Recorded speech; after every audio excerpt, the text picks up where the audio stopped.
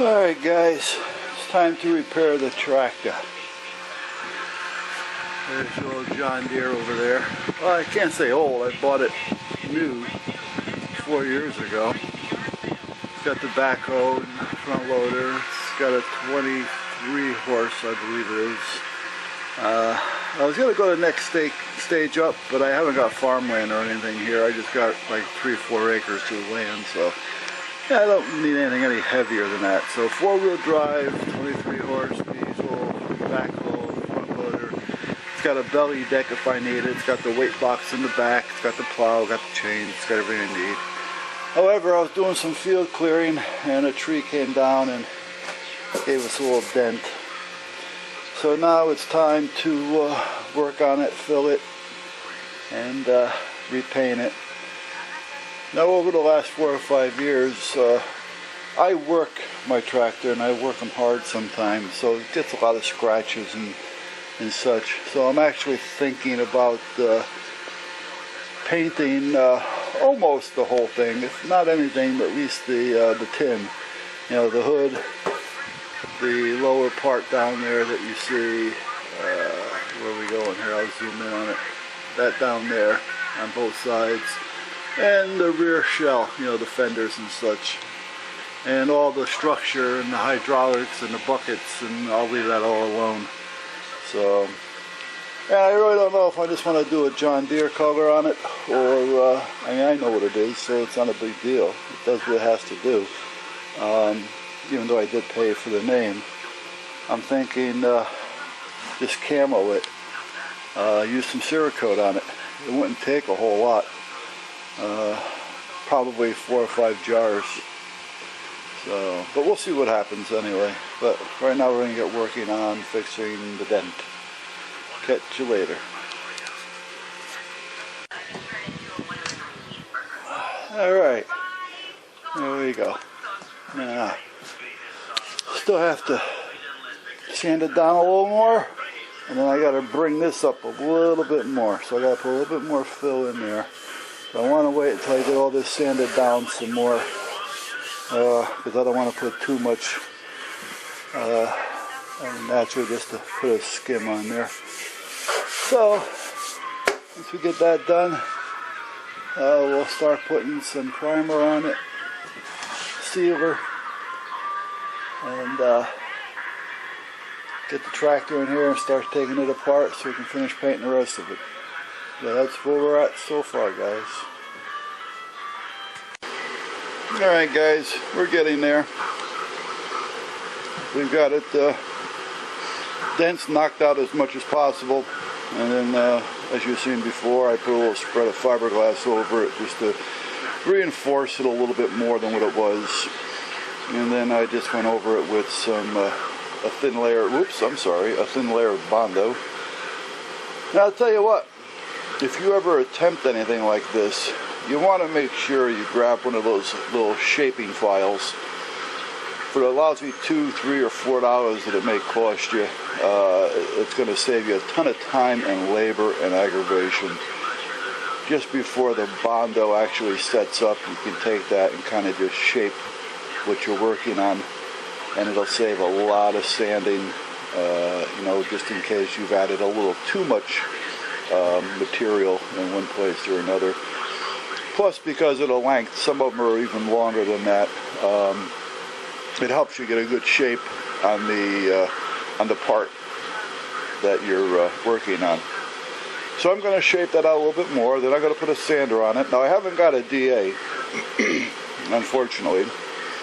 I do have a small palm sander that I use for when I'm working around the house. It's not an orbital, but it'll work a little bit. But to take off a lot of the material, I've been using just a sanding belt with a real fine grit, and working on it slowly, because you can very easily take too much off at once and not even realize it. You know. So the main thing is take your time and work on it. You can always, you know, build it up a little more and sand it down a little more if you have to. So the main thing is get it right here, because it's going to show up later, and you really want to get it right here. So And then there's something I call snot. It comes in a tube. Where is it? A little tube of it over there, and it's made for fine scratches and pinholes and such. When I'm done with this, I'll go over it one more time with some of that, just to fill in any small imperfections that I may not have seen. And at that point, we'll let it sit, then I'll prime it, seal it, and shoot it. Alright guys, so far that's what we're up to. Catch you later.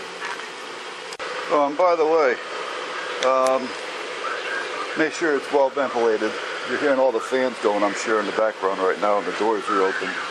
Because the stuff does have a smell to it. And it's going to create a lot of dust. So pay attention as to where you're going to do it. You know, and that's it. Now, also, only mix a little of this stuff at a time, because it's going to harden relatively quick. So if you mix up like the whole can, for instance, it's going to harden that can before you have a chance to do anything. So either get an old cardboard box and cut it up, and use, you know, the tabs of the boxes, and, you know, put a little bit at a time with a little bit of hardener on it. Mix it up well. You know, mix it up with one of the spreaders if you have to. All right. Now this has only been sitting there maybe 3 minutes, and it hardened up right away. So you really got to pay attention. You're going to waste it if you mix up too much at once. So mix up a little at a time, and when you're done, make sure you seal the can. You know, mix it up on, like I say, something you don't care about. This is an old lid that I'm using. I've also, excuse me, have some more smaller lids over here that I don't use for anything other than if I got to mix little hardeners or something.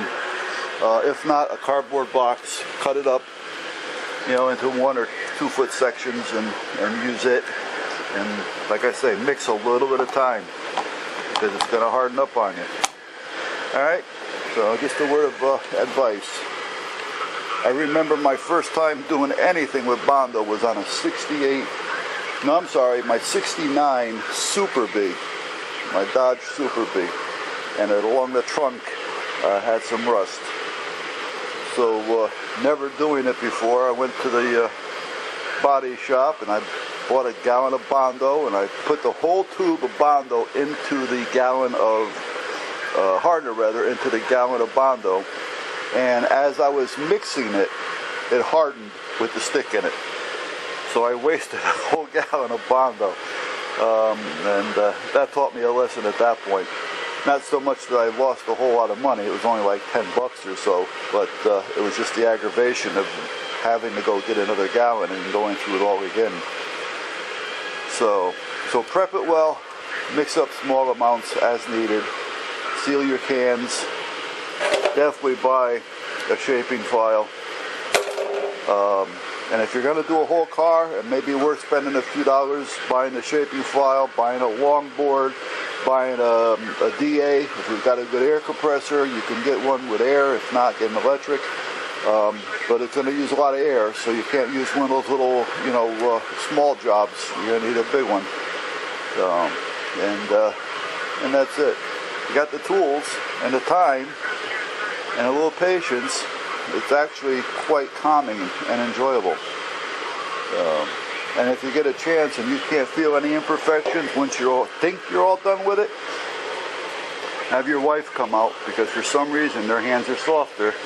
Have your wife come out, put a couple of Kleenexes down, and let her wipe over it with her palm and her whole hand with a Kleenex underneath between them, and she'll be able to feel any imperfections that you may not be able to feel or see.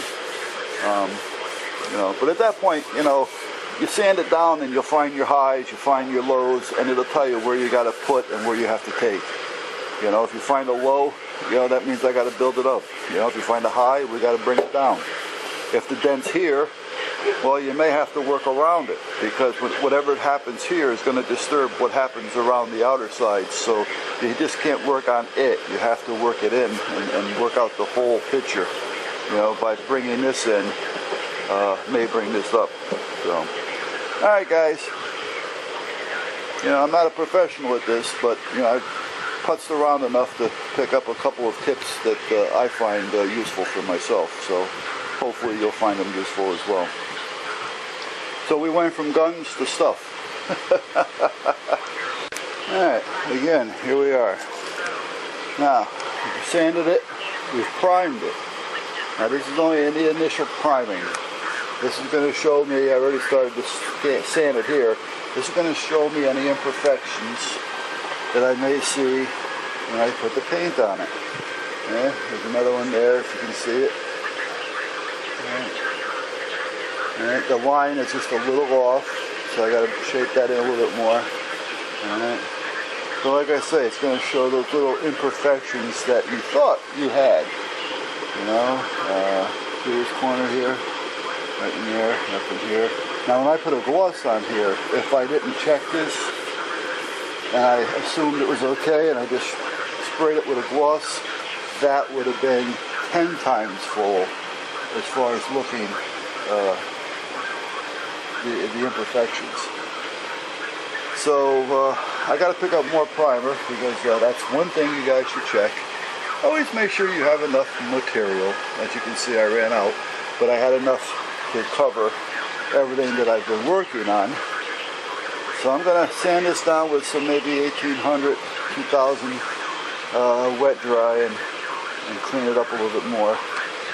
And well, first I'm going to sand it down and get my imperfections out. Then I'm going to wet sand it with some 2000 just to get the so-called orange peel out of it from the spray can with the primer. I used a spray can on this with the primer. I didn't use the air gun. And then once I'm done with that, I'll prime it down one more time and see if she's ready to go. And if so, then we'll start applying some paint. Alright, here we are so far. Alright, we're done with the wet sanding. And all the visible imperfections anyway that I can see, they're all out.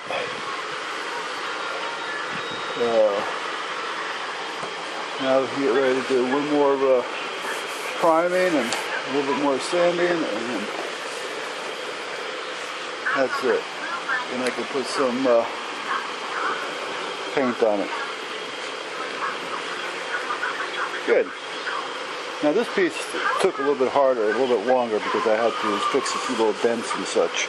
But when I do the rest of the tractor out there, it's not going to take nearly as long because I just got to sand it down. So it's not going to be a big deal. But there we are. Whoops.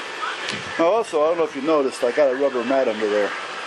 We don't want the project that we're working on to be sliding all over the place when we're trying to sand it. So I use one of these exercise mats.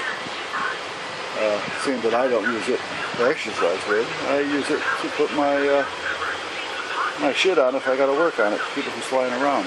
Same if I was using a router or something like that. So, alright guys, here we go. I'll come back with some more.